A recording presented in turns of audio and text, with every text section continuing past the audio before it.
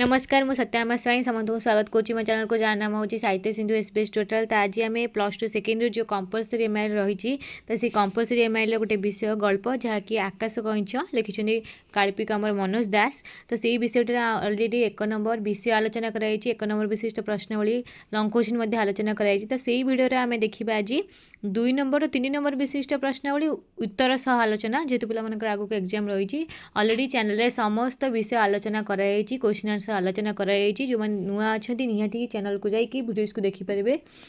तो चलते भिडियो आरंभ करवा जहाँकि आमर ग विभाग संक्षिप्त उत्तरमूलक प्रश्न 2टी वाक्य उत्तर लिखापी कहुई। 2 नंबर लेखा और लेखक सूचना 1 नंबर उत्तर 1 नंबर। तो प्रथमे समस्ते गल्प और गाल्पिक परिचय देवे नचेत 1 मार्क कटिब। प्रथम प्रश्न रही समय समय कंबुग्रीब कूल को उठी जाए कौन करे। समय समय कंबुग्रीब कूल को उठी जाए मृदु समीरण में विचरण करें। नेक्स्ट देती हंस जुगल कच्छपर मनोरंजन पर कौन करुले। हंस जुगल कच्छपर मनोरंजन पर दूर दूरांतर कहानी शुणाउथिले। विकट संकट किपरि कंबुग्रीब को धरी शून्य को उठी। विकट संकट खंडे काठी को दुई प्रांत कामुड़ धरी बेले काठीर मध्य भाग को कामुड़ धरता कंबुग्रीब एवं तापर से माने उड़ी शून्य को उठी।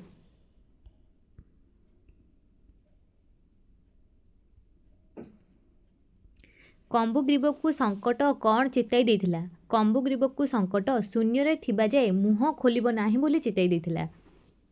नेक्स्ट देछि हंस माने कच्छपटीर शोचनीय अवस्था कथा मन पकाई देले मध्य कंबुग्रीब कौन करुथिला। हंस माने कच्छपटीर शोचनीय अवस्था कथा मन पकाई देले मध्य कंबुग्रीब विस्मय और पुलक चतुर्दिग निरीक्षण करिबार लागिथिला। हंस माने किपरि ऊर्ध्व को उठी। हंस माने अपेक्षाकृत अधिक स्वच्छंद और आत्मविश्वास सहकारे ऊर्ध्व को उठी। नेक्स्ट देछि कच्छप द्वारा ए आकाश विजय संपर्क में काऊ कौन कहितिला।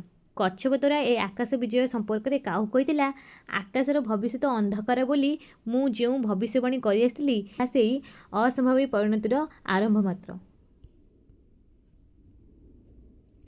केउं कथा केउंठी गायाल टोका दृष्टिगोचर होइतिला। आकाश मार्गीय एही अभिनव घटना पर्वत सेपारी प्रांतर गायाल टोका दृष्टिगोचर होइतिला। टोका माने अटक जीवाको बाध्य हेबारु कच्छपटी कौन अनुभव करथिला। नदी तीर जाए जाई जितेबेले टोका माने अटक जीवाको बाध्य हेले सेतेबेले कच्छपटी स्वयं हाथ ताली देबार प्रेरणा अनुभव करथिला। अस्तमान सूर्यर रश्मिजाल संपर्क में आसी हंस और कच्छपंकर कौन होइथिला। अस्तमान सूर्यंकर रश्मिजाल हंस द्वयंक चंचल पक्ष और कच्छपर मसृण पृष्ठदेश सुनार धूली मखाई देला भली अनुभूत होइथिला। केउं कथारे कच्छप कौनसी प्रकार निजको संभाली नैथिला। मु उड्डीयमान हठात एतक बड़ पाटिरे कहिबाकू उद्यत होई कच्छप कौनसी प्रकार निजको संभाली नैथिला। विदेशी राजदूतंक राज्य में घुषुरी उड़ीबार कथा शुणी राजा तांको कौन कहिथिले। विदेशी राजदूतंक राज्य में घुषुरी उड़ीबार कथा शुणी राजा तांको कहिथिले घुषुरी मानकु किए उड़ाई निए किंबा तांकर पर अछि अथवा तम राजांकर लांज अछि। कंबुग्रीब किपरि नर छात उपरे पड़ जाइथिला। कंबुग्रीब चक्रवत बुली बुली आसी सशब्दे छात उपरे पड़ जाइथिला। दरबार प्रधान विषय भोजन प्रेमी कौन कहिथिले। प्रधान विषय भोजन प्रेमी कहिथिले एइटा दुर्लभ धरणर सुस्वादु कैंछ। दरबार कविराज ज्योतिष कच्छप मांस संपर्क में कौन कहिथिले। दरबार कविराज ज्योतिष कच्छप मांस संपर्क में कहिथिले सहस्र वर्ष रे शून्यरु कच्छप वृष्टि होइथाए एवं से कच्छप मांस सहस्र धरणर रोगव्याधि दोष दुर्बलतार प्रतिषेधक होइथाए। राजांक प्रश्न रे महापंडित कि उत्तर देथिले। राजांक प्रश्न रे महापंडित उत्तर दे कहिथिले जेहेतु कच्छप मांस राजमोहर अयोग्य तेणु ए घटना को मु उल्लेखयोग्य विचार करिनथिली तेणु मोर भविष्यवाणी करिनथिली ए कथा कहउछनी महापंडित। कौन कही राजा मुख्य पाचक को कच्छपटी को रांधिबा को निर्देश देथिले। जेहेतु एही मांस बहु रोग दोष दुर्बलतार महाऔषधि एहाकु रंधन करी पीड़ित मानकु देबार व्यवस्था करिबा मुख्य पाचक को कच्छपटी को रांधिबा को निर्देश देथिले। कच्छप मांस खाइबा संपर्क में सेनापति कौन कहिथिले। अधिक दक्षता सह राजसेवा निमंते गंठीबातरु सहज मुक्ति पाइबा पई कच्छप मांस फाळे खाइबा आवश्यक बोली सेनापति कहिथिले। ମନ୍ତ୍ରୀ ସଭାସଦବର୍ଗ କେଉଁ ବିଷୟରେ ଆଗ୍ରହୀ ହୋଇଥିଲେ? ମନ୍ତ୍ରୀ ଓ ସଭାସଦବର୍ଗ ଅଧିକ ଦକ୍ଷ ରାଜସେବା ନିମନ୍ତେ କଚ୍ଛପର କିୟଦଂଶ ମାଂସ ଭକ୍ଷଣ କରି କୌଣସି ନା କୌଣସି ରୋଗରୁ ମୁକ୍ତି ପାଇବା ପାଇଁ ଆଗ୍ରହୀ ଥିଲେ। କଚ୍ଛପ ମାଂସ ସମ୍ପର୍କରେ ବିଦେଶୀ ରାଜଦୂତ କ'ଣ ଘୋଷଣା କରିଥିଲେ? କଚ୍ଛପ ମାଂସ ସମ୍ପର୍କରେ ବିଦେଶୀ ରାଜଦୂତ ଘୋଷଣା କରିଥିଲେ, ଆମ ଦୁଇ ମହାନ ଦେଶ ମଧ୍ୟରେ ମୈତ୍ରୀ ଗାଢ଼ତର କରିବାର ଆବଶ୍ୟକତା ଦୃଷ୍ଟିରୁ ସେ କିଞ୍ଚିତ୍ କଚ୍ଛପ ମାଂସ ଭକ୍ଷଣ କରିବାକୁ ପ୍ରସ୍ତୁତ। ବିଦେଶୀ ରାଜଦୂତ ରାଜାଙ୍କ କେଉଁ ବକ୍ତବ୍ୟ ପ୍ରତି ସମର୍ଥନ ଜଣାଇଥିଲେ? ରାଜା କହିଥିଲେ, ଆମର ସମ୍ମାନିତ ଅତିଥି ବିଦେଶୀ ରାଜଦୂତ ମହୋଦୟ ତାଙ୍କ କୂଟନୈତିକ ବୈଶିଷ୍ଟ୍ୟ ଦୃଷ୍ଟିରୁ ବୁଦ୍ଧୁ ପଦବାଚ୍ୟ ନୁହନ୍ତି ଏବଂ ରାଜାଙ୍କର ଏହି ବକ୍ତବ୍ୟକୁ ରାଜଦୂତ ସମର୍ଥନ ଜଣାଇଥିଲେ, କାରଣ ଯିଏ ବୁଦ୍ଧୁ ସେ କଇଁଛ ମାଂସ ଭକ୍ଷଣ କରିବ। ମନ୍ତ୍ରୀବର୍ଗଙ୍କ ସମ୍ପର୍କରେ ରାଜା କ'ଣ ମନ୍ତବ୍ୟ ଦେଇଥିଲେ? ମନ୍ତ୍ରୀବର୍ଗଙ୍କ ସମ୍ପର୍କରେ ରାଜା ମନ୍ତବ୍ୟ ଦେଇ କହିଥିଲେ, ଆମ ମନ୍ତ୍ରୀମାନେ ହୁଏତ ମନ୍ତ୍ରୀ ନହେଲେ ମଧ୍ୟ ବୁଦ୍ଧୁ, ଏକାଧାରରେ ଉଭୟ ହୋଇ ନପାରନ୍ତି, ଅର୍ଥାତ୍ ସେ ମନ୍ତ୍ରୀ ନହେଲେ ବୁଦ୍ଧୁ, ଏକାଧାରେ ଦୁଇଟି ହୋଇପାରିବେ ନାହିଁ, ଅର୍ଥାତ୍ ସେ ମନ୍ତ୍ରୀ ବୁଦ୍ଧୁ ନୁହନ୍ତି କେହି। ସମସ୍ତ ସଭାସଦ କାହିଁକି କାନ୍ଦି ଉଠିଲେ?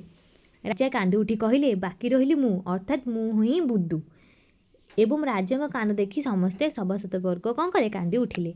ଦୀର୍ଘକାଳ ହେବ ତାଙ୍କ ରାଜ୍ୟରେ କ'ଣ ହୋଇଛି ବୋଲି ରାଜା କହିଥିଲେ? ଦୀର୍ଘକାଳ ହେବ ତାଙ୍କ ରାଜ୍ୟରେ କୌଣସି ମହତ କାର୍ଯ୍ୟ ଅର୍ଥାତ୍ ଯୁଦ୍ଧ ହୋଇନାହିଁ।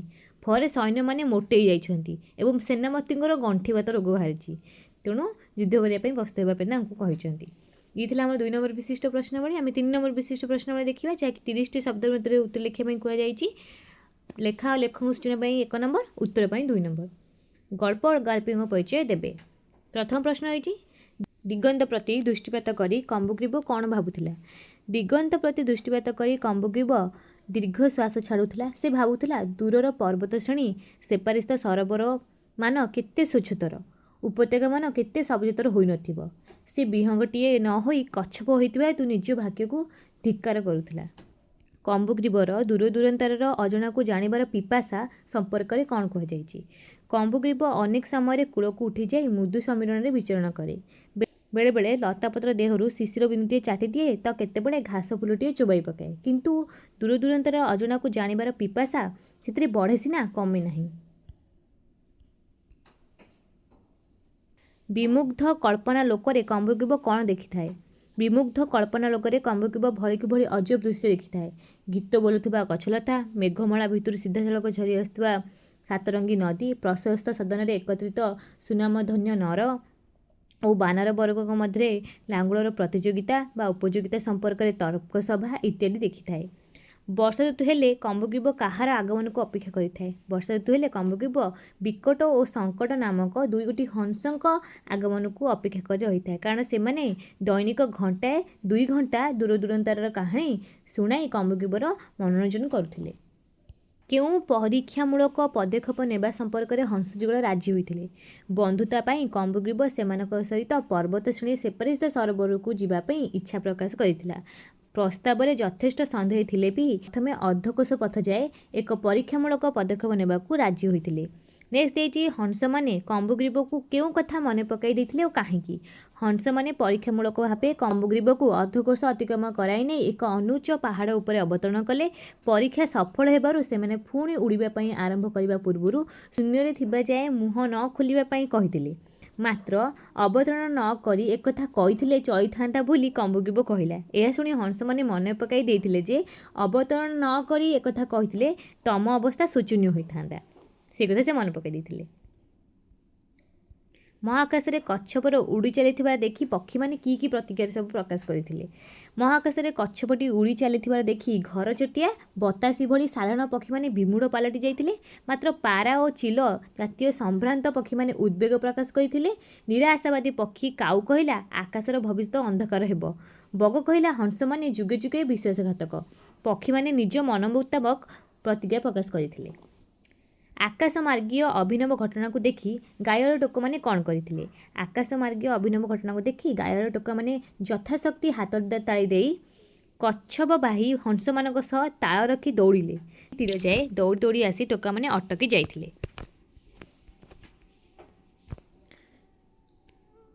ନୌକାରେ ଫେରୁଥିବା ବୃଦ୍ଧ ଓ ତାଙ୍କ ତରୁଣୀ ଭାର୍ଯ୍ୟାଙ୍କ ସମ୍ପର୍କରେ କ'ଣ କୁହାଯାଇଛି? ନୌକାରେ ବୃଦ୍ଧ ଓ ତାଙ୍କ ତରୁଣୀ ଭାର୍ଯ୍ୟା ଫେରୁଥିଲେ। ଆକାଶରେ ହଂସ କଛପକୁ ଉଡ଼ାଇ ନେଉଥିବା ଘଟଣାଟି ଦେଖିବା ପାଇଁ କନ୍ୟାଟି ମୁଣ୍ଡର ଓଢ଼ଣା କାଢ଼ି ଦେଇଥିଲେ। ନିଜ ସ୍ୱାମୀକୁ କୋମଳ କହୁଣୀର ପ୍ରଥମ ସ୍ପର୍ଶ କରି ମୋତେ ସେଇଠି ଆଣିଦିଅ ବୋଲି କହିଥିଲା। ସ୍ତ୍ରୀର କଥା ଅନୁସାରେ ବୃଦ୍ଧ ଠିଆ ହୋଇପଡ଼ିଲା ପରେ ଭାରସାମ୍ୟ ହରାଇ ପୁଣି ପଡ଼ିଗଲେ। ଆକାଶରେ ଏକ ଅପୂର୍ବ ଦୃଶ୍ୟର ଖବର ପାଇ ରାଜା କ'ଣ କରିଥିଲେ? ଆକାଶରେ ଏକ ଅପୂର୍ବ ଦୃଶ୍ୟର ଖବର ପାଇ ରାଜା ତାଙ୍କର ସମଗ୍ର ଦରବାରକୁ ଛାତ ଉପରକୁ ଉଠାଇ ନେଇଥିଲେ। ଦରବାରରେ ମଧ୍ୟ ଥିଲେ ଜଣେ ବିଦେଶୀ ରାଜଦୂତ। ଆକାଶରେ କଇଁଛକୁ ହଂସମାନେ ଉଡ଼ାଇ ନେବାର ଦୃଶ୍ୟ ଦେଖି ରାଜା କହିଥିଲେ ବିଚିତ୍ର। ଘୁଷୁରୀମାନେ ଉଡ଼ିବା ସମ୍ପର୍କରେ ବିଦେଶୀ ରାଜଦୂତ କ'ଣ କହିଛନ୍ତି? ହଂସମାନେ କଇଁଛକୁ ଉଡ଼ାଇ ନେବା ଦୃଶ୍ୟକୁ ରାଜା ବିଚିତ୍ର ବୋଲି କହିଥିଲେ। ମାତ୍ର ବିଦେଶୀ ରାଜଦୂତ ତାଙ୍କ ଦେଶରେ ଘୁଷୁରୀମାନେ ଉଡ଼ିବା କଥା କହିଛନ୍ତି। କିପରି ସମ୍ଭବ ବୋଲି ରାଜା ପଚାରିବାରୁ ରାଜଦୂତ କହିଛନ୍ତି, ଆମ ଘୁଷୁରୀମାନେ ପକ୍ଷୀମନ୍ତ ନୁହନ୍ତି, କିନ୍ତୁ ଆମ ରାଜ୍ୟରେ ମହିଷୀ ଭଳି ବୃହତ୍ତକାର ବିହଙ୍ଗ ଅଛନ୍ତି, ସେମାନଙ୍କର ଘୁଷୁରୀ ଉଡ଼ାଇ ନେବାର ସଉକ ରହିଛି।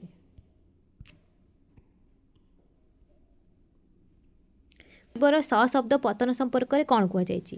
ଭାବାବେଗ ସମ୍ଭାଳି ନ ପାରି କମ୍ବୁଗ୍ରୀବ ବୁଦ୍ଧୁ ବୋଲି କହିଦେବାରୁ ଚକ୍ର ପରି ବୁଲି ବୁଲି ସେ ଆସି ଶବ୍ଦେ ପଡ଼ିଲା ନଅର ଛାତ ଉପରେ। ସଦବାସତ୍ ଶଙ୍କି ଯାଇଥିଲେ। ହଂସମାନେ ବାଡ଼ି ଖଣ୍ଡିକ ପକାଇ ଦେଇ କିଛି ସମୟ ଆର୍ତ୍ତରବ ଛାଡ଼ି ନଅର ଉପରେ ଉଡ଼ି ଉଡ଼ି ପାର୍ଶ୍ୱବର୍ତ୍ତୀ ଗଛ ଡରାଇକି ବସିଥିଲେ। କବିରାଜ ଜ୍ୟୋତିଷ କ'ଣ ଘୋଷଣା କରିଥିଲେ? କଇଁଛଟିକୁ ଉପରୁ ପଡ଼ିବାରୁ କବିରାଜ ଜ୍ୟୋତିଷ ନିଜର ବଡ଼ପଣ ଦେଖାଇ ଘୋଷଣା କଲେ, ସହସ୍ର ବର୍ଷରେ ଥରେ ଯାଇ ଶୂନ୍ୟରୁ କଚ୍ଛପ ବୃଷ୍ଟି ହୁଏ, ଆଉ ସେ କଚ୍ଛପ ମାଂସ ସହସ୍ର ଧରଣର ରୋଗବ୍ୟାଧି ଦୋଷ ଦୁର୍ବଳତାର ପ୍ରତିଷେଧକ ହୋଇଥାଏ। ମହାପଣ୍ଡିତ କଚ୍ଛପର ପତନ ଭଳି ଘଟଣାକୁ ଉଲ୍ଲେଖଯୋଗ୍ୟ ବିଚାରି ନଥିଲେ କାହିଁକି?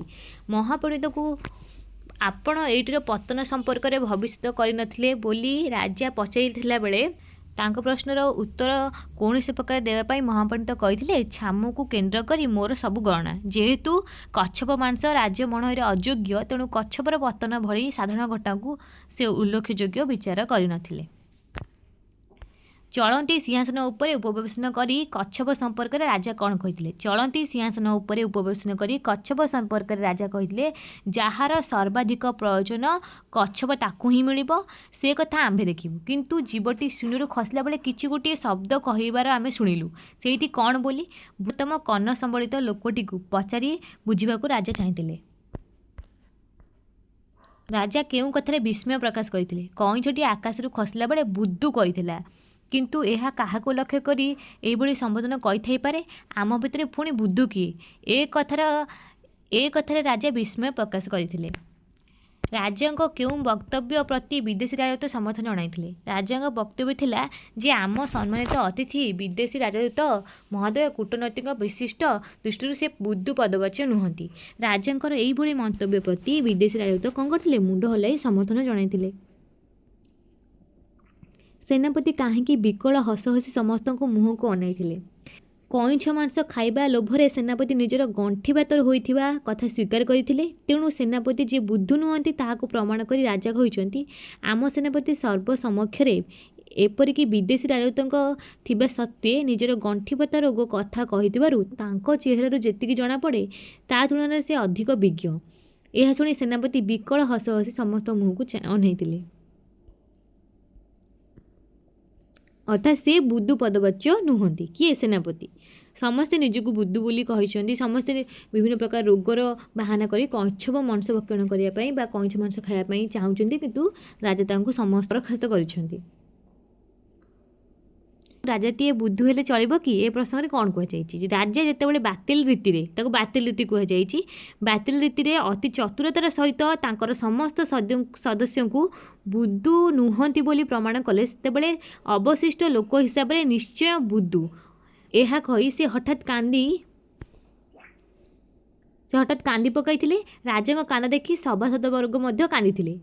ରାଜା ଏଥର କହିଲେ, ରାଜାଟିଏ ବୁଦ୍ଧୁ ହେଲେ ରାଜ୍ୟ ଚଳିବ ନାହିଁ। ସୁତରାଂ ସେ ରାଜ ପରିବାର ପବିତ୍ର ପରମ୍ପରା ଭାଙ୍ଗି କଚ୍ଛପ ମାଂସ ଖାଇ ବୁଦ୍ଧୁ ବ୍ୟାଧିରୁ ମୁକ୍ତ ରହିବେ। ଅର୍ଥାତ୍ ରାଜା ନିଜେ କଚ୍ଛପ ମାଂସ ଖାଇବାକୁ ଚାହୁଁଥିଲେ, ତେଣୁ ସେ ନିଜକୁ କହିଲେ ଯେ ମୁଁ ବୁଦ୍ଧୁ।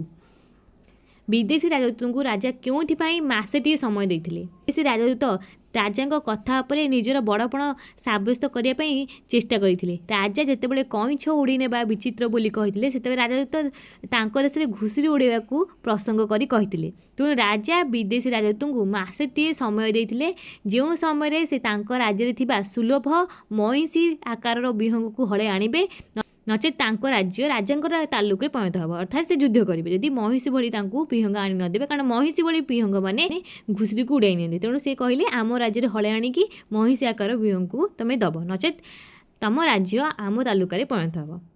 ଏଇ କଥା ସେ କହିଥିଲେ ରାଜଦୂତଙ୍କୁ, ମାସଟିଏ ସମୟ ଦେଇଥିଲେ ତାଙ୍କୁ। ଯୁଦ୍ଧଟି ଅଭାବରୁ ଏ ଦୁର୍ଦ୍ଦଶା ସିନା, ଏହା କାହିଁକି କୁହାଯାଇଛି? ରାଜା ବିଦେଶୀ ରାଜ୍ୟ ସହିତ ଯୁଦ୍ଧ କରିବାର ଯୋଜନା କରି କହିଛନ୍ତି ଦୀର୍ଘକାଳ ହେବ ଆମ୍ଭେ କୌଣସି ମହତ୍ କାର୍ଯ୍ୟରେ ହାତ ଦେଇନାହୁଁ, ଫଳରେ ଆମର ସୈନ୍ୟମାନେ ମୋଟେଇ ଯାଇଛନ୍ତି, ସେ ଗଣ୍ଠିବାତ ରୋଗ ଭୋଗ କରୁଛନ୍ତି। ଏସବୁ କେବଳ ହୋଇଛି ଯୁଦ୍ଧ ଅଭାବରୁ। ଯୁଦ୍ଧ ହେଲେ ସମସ୍ତେ ଶାରୀରିକ ବ୍ୟବସ୍ଥା ଠିକ୍ ରହିବ। ଥିଲା ଆମର ଆକାଶ କଇଁଛର ସମସ୍ତ 2 ନମ୍ବର ଓ 3 ନମ୍ବର ବିଶିଷ୍ଟ ପ୍ରଶ୍ନାବଳୀ ଆମେ ଉତ୍ତର ସହ ଆଲୋଚନା କଲେ। ନେକ୍ସଟ ଭିଡ଼ିଓରେ ଆମେ ଲଙ୍ଗ କ୍ୱେଶ୍ଚିନ୍ ଦେଖିବା। ଆଜି ଭିଡ଼ିଓଟି ରଖୁଛି, ନମସ୍କାର।